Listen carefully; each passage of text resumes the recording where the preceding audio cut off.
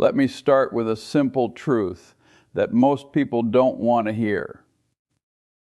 Getting rich is not about brilliance. It's not about secret formulas, fancy charts, or pretending you're smarter than the market. In fact, most fortunes are built by avoiding stupidity, not by chasing genius. If you can consistently avoid obvious mistakes, you will outperform a surprising number of people who think they're very smart. That's the hook. Wealth is built more by subtraction than addition. Most people believe wealth is created by extraordinary intelligence, secret insights, or bold moves that others are too afraid to take. That belief is comforting because it turns financial success into a kind of mystery. But the reality is far less glamorous and far more practical. The truth is that wealth is usually built by people who simply avoid being foolish for a very long time. That idea may not sound exciting, but it is extraordinarily powerful. If you stop sabotaging yourself, progress has a way of showing up on its own. Human behavior is the real enemy of wealth. Impatience, ego, envy, and overconfidence quietly drain accounts faster than any market crash ever could. People don't lose money because they lack intelligence. They lose money because they ignore common sense.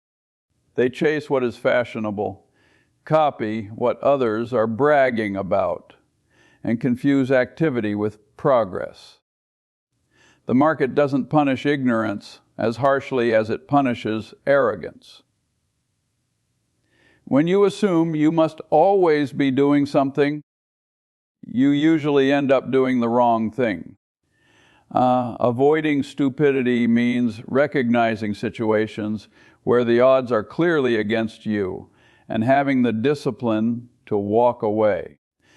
It means understanding that saying no is often more valuable than saying yes. The greatest investors didn't succeed because they made 1,000 brilliant decisions. They succeeded because they refused to make a handful of catastrophic ones. One terrible decision can erase years of intelligent behavior. Avoiding those decisions is not glamorous, but it is essential. There is a quiet advantage in being consistently reasonable. When you remove unnecessary risk, emotional decisions, and self-inflicted wounds, compounding finally has room to work. Time becomes your ally instead of your enemy. This is where real wealth is created, not through dramatic wins, but through steady survival. The goal is not to be clever in the short term, but to remain sound in the long term. In investing and in life, the person who avoids obvious mistakes long enough often ends up far ahead of those who were trying to be brilliant. One of the quietest and most dangerous enemies of wealth is the automatic urge to upgrade your life the moment your income improves. The raise comes in, the business does well, or the investment pays off, and almost immediately the mind begins justifying a higher standard of living. Better car suddenly feels necessary. A larger home feels deserved. What starts as celebration slowly becomes a permanent expense structure that consumes every future gain. This is how many high earners remain financially fragile despite impressive incomes. Lifestyle inflation feels harmless because it arrives disguised as success. Society reinforces it, advertising glorifies it, and social comparison pressures you into believing that growth must be visible. But wealth is not built through visible consumption. It is built through invisible restraint. The people who achieve lasting financial security often look unremarkable from the outside. They understand that every new recurring expense is a long-term obligation, not a reward. The moment you allow spending to rise in lockstep with income, you give away the most powerful advantage money can offer: flexibility. There is a profound difference between enjoying progress and becoming dependent on it. When your happiness is tied to continual upgrades, you become trapped on a treadmill that never stops. The market doesn't care about your lifestyle, and income is rarely as predictable as expenses. By keeping your lifestyle stable while your earnings grow, you create a widening gap that turns into savings, investments, and opportunity. That gap is where independence is born. Discipline in lifestyle choices is not about deprivation. It is about control. It is the decision to let money work for you instead of demanding constant attention. When you resist unnecessary upgrades, you buy time, peace of mind, and the ability to make decisions without panic. True wealth is not the ability to spend more. It is the ability to worry less. The people who understand this early give compounding the space it needs to transform income into lasting freedom. Debt has a strange way of making bad decisions feel reasonable in the moment. It offers speed, comfort, and the illusion of progress, all while quietly shifting risk from the present into the future. Many people don't feel poor because they can still buy what they want. They feel successful because credit allows them to live ahead of their means. That illusion is expensive. The moment you borrow at high interest for things that do not produce value, you invite mathematics to work against you, and mathematics is ruthlessly unbiased. What makes consumer debt especially destructive is not just the interest rate, but the behavior it encourages. It trains impatience. It rewards impulse.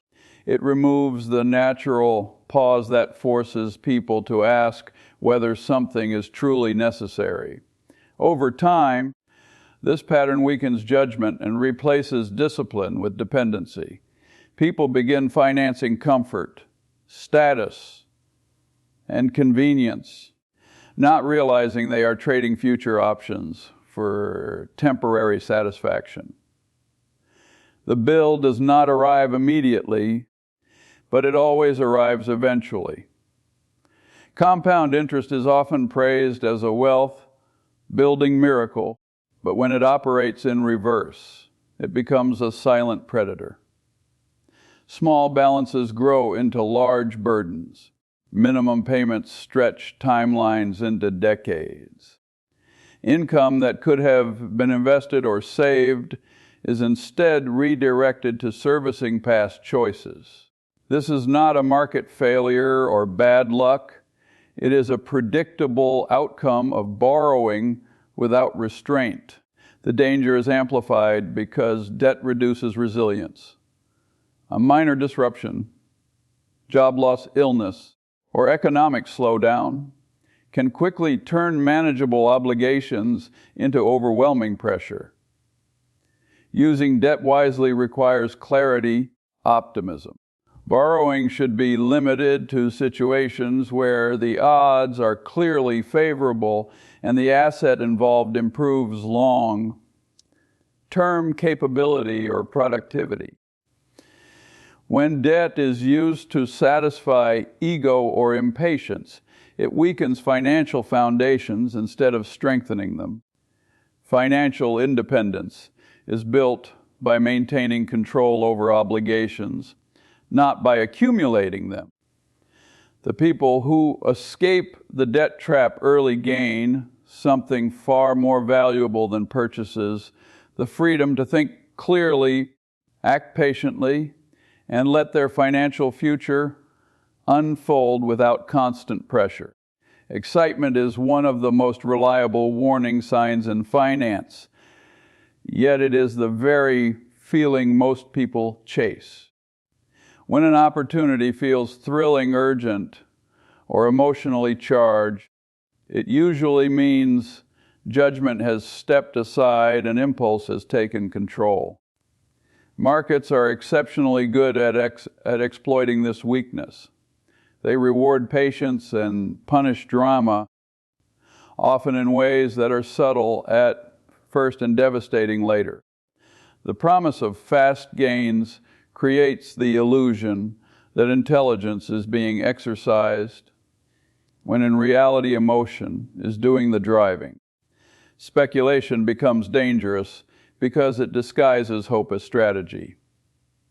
A compelling story, a confident prediction, or a sudden price surge can convince people that risk has disappeared.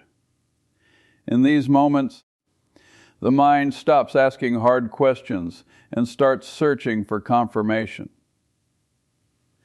Discipline is replaced by excitement, and risk management is dismissed as pessimism. The result is predictable. Decisions are made too quickly, positions are oversized, and exits are ignored. When reality finally interrupts the story, losses arrive faster than logic. Boring behavior rarely attracts attention, but it consistently produces better outcomes. Sound investing involves repetition, restraint, and long periods of inaction. It requires the willingness to wait while others boast and the humility to accept modest returns that compound over time. This approach feels uncomfortable because it lacks stimulation, yet that discomfort is precisely what protects capital. The ability to remain calm when nothing appears to be happening is a competitive advantage most people never develop. Excitement shortens time horizons. It encourages constant action, frequent trading, and emotional attachment to outcomes.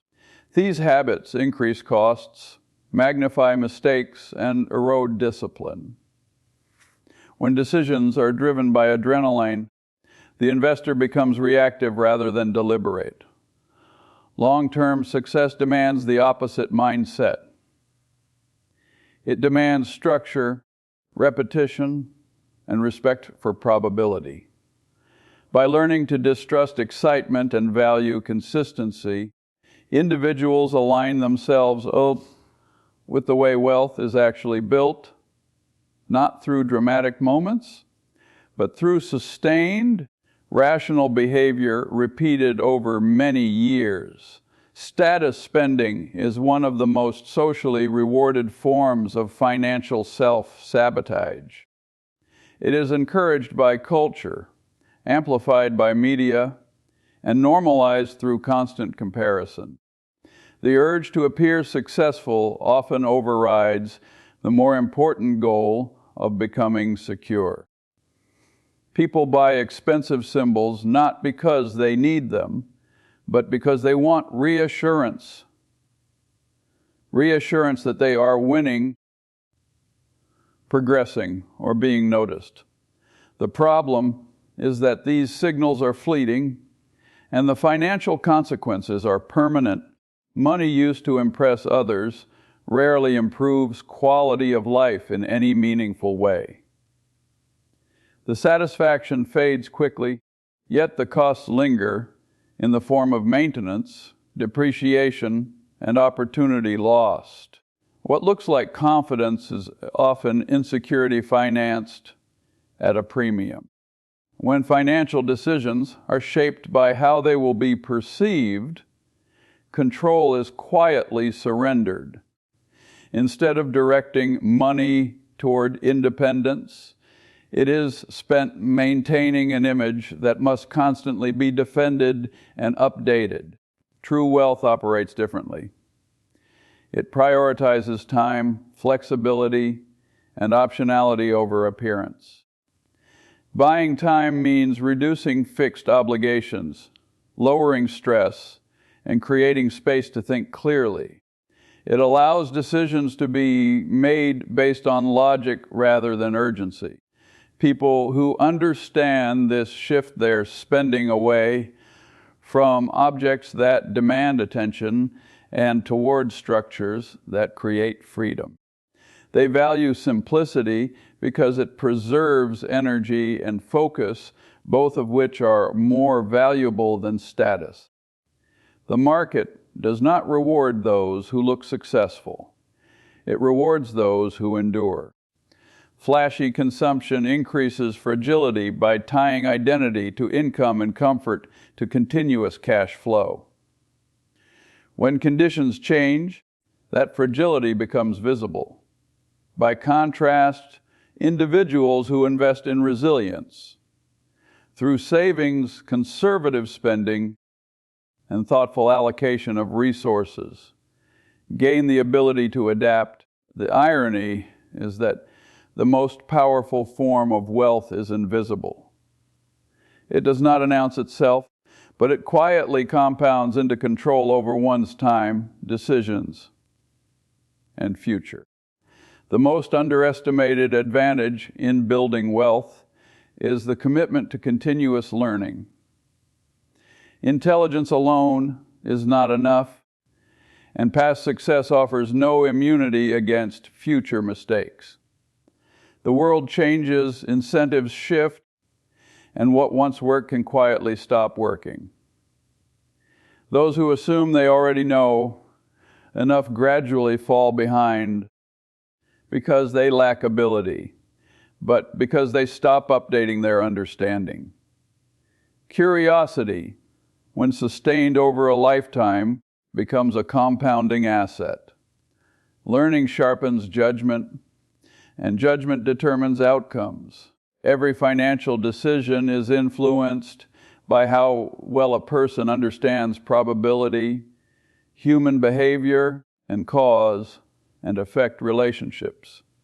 Without deliberate learning, decisions default to habit, emotion, and imitation. People begin copying what appears to work for others without understanding the underlying mechanics. This creates fragility. When conditions change, borrowed ideas collapse. The individuals who invest time in learning are better equipped to adapt because they recognize patterns rather than chasing trends. Reading, thinking, and refining mental models may not produce immediate rewards, but over time the advantage becomes overwhelming. Small improvements in decision-making accumulate. Fewer mistakes are made, better opportunities are recognized, and risk is assessed more realistically. Learning also builds humility, which is essential in finance. The more one understands, the more cautious and selective one becomes. This restraint protects capital and preserves optionality. In a complex world, ignorance grows more expensive each year. New products, new narratives, and new forms of risk constantly emerge, often packaged to appear simple and harmless. Lifelong learners develop the ability to filter noise from substance. They are harder to mislead and less likely to act on impulse. This clarity creates confidence without arrogance. Over time, the habit of learning transforms from an activity into an identity. Those who continuously improve their thinking gain a durable edge, one that does not depend on timing, luck, or prediction, but on sound judgment applied consistently across decades.